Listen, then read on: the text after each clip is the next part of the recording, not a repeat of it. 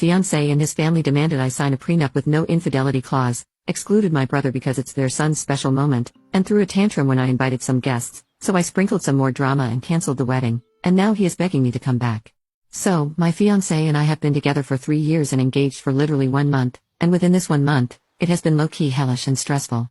We are not in a rush to get the wedding over with, but we are just planning the small things, and each time we discuss anything, it's an argument. For example, the first issue arose when discussing the guest count. I want a slightly smaller wedding with a guest count of 100 to maybe 150 people. I have never been one for being in large crowds, especially if I am the center of attention. I get nervous. He knows this. However, when I told him this, he said, "Wow, that's weird. You are not willing to sacrifice 1 day for me and have more people. It's like you don't want people to know we are together," which to me was weird because I was not putting my foot down saying that it had to be that many people, you know.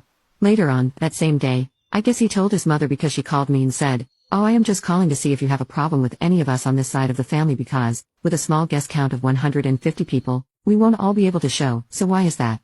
Do you not want us there?" I told her, "There is no issue between any of us, of course, I want all of you there. However, I do not want a bunch of people I do not know there, but if you have any people in mind who would like to be a part of it, text me their names and information and I will see if we can arrange for them." Now maybe I am tripping, but to me, it seemed like an overreaction to wanting a small wedding. However, I brushed it off because I am willing to compromise. It is not just my day, so whatever. The next issue was about bridesmaids and groomsmen. I agreed to include my fiancé's sister in my bridal party even though we aren't close, just because I know it would mean a lot to him and could create a bond, while he refused to even consider including my brother and his groomsmen. His reasoning being because he is autistic, he might mess up something and take away the attention from us. This was a bigger argument because my brother is high-functioning. Honestly, other than a few minor repetitive behaviors, you can't really tell, and I have not been back home since he said that because it was a super insulting reason, and because when I did not want to include his sister, I was guilt-tripped until I gave in. Last night, I got called and asked if I could go to dinner with him to discuss something.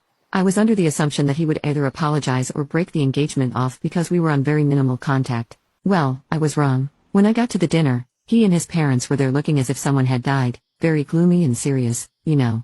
We had small talk for a while until his mom starts talking about how all she wants to do is protect her son in the long run.